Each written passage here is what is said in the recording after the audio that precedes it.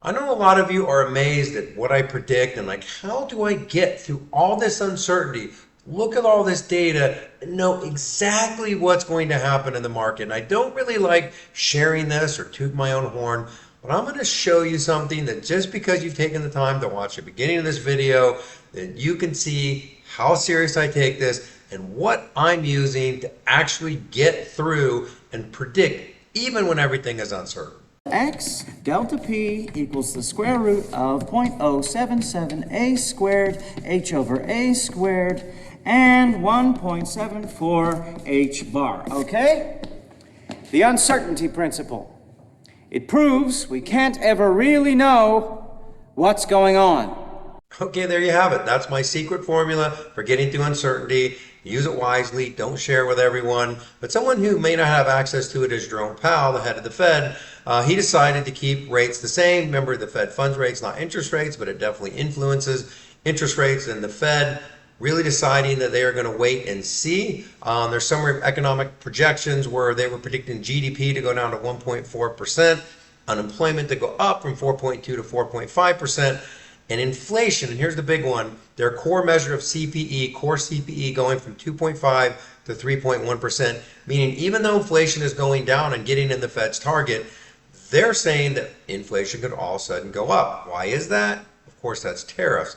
And so the Fed, particularly Jerome Powell, wants to see what's going to happen with tariffs. Now at the same time, we have the European Union cutting rates, we have other countries cutting rates, in complete disagreement. And of course, we have President Trump and U.S. Secretary of the Treasury, Scott Bessent, wanting to lower rates for all kinds of different reasons.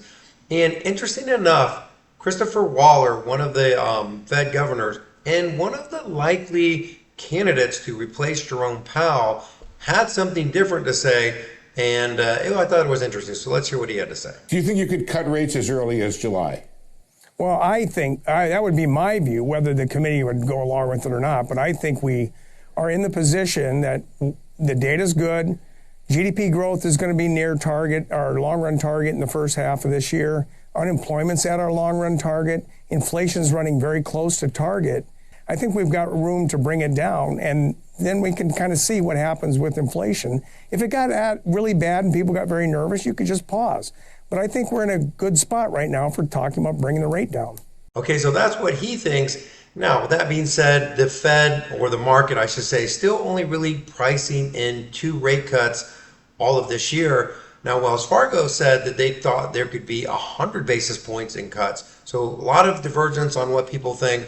You got to remember, there's not that many more meetings. So if we look right here on the Fed tracker that looks at probability, so in July, which is the next meeting, and this is when Chris Waller was saying that he would like to see a cut. There's a 90% chance that we are not going to cut rates. In fact, it's important to note that 7 of the Fed governors were saying that they would want 0 rate cuts. So his opinion is not in the majority.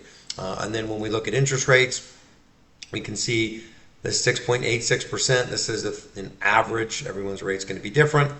But you can still see we are not really budging. We are down a little from 7, but we've been bouncing up and down really since, I don't know, the end of 2024. And even before that, right, we actually hit 8% about a year and a half, 2 years ago. So rates really just kind of all over the place, but in this 6.75 to 7.25% range, unless you want to pay points and buy the rate down and all that kind of stuff. But that's where rates are staying, and that's not going to change until the Fed does something different.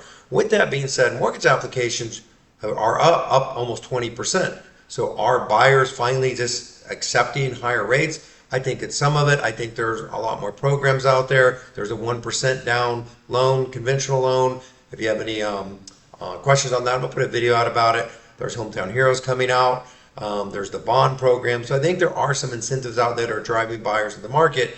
And at the same time, when we look at like an article from Redfin here saying U.S. home prices hit an all-time high, we're not really seeing a big budge. I know a lot of agents said, well, the market's softer, and it's 100% softer, but the median price as far as the average goes is not really changing that much.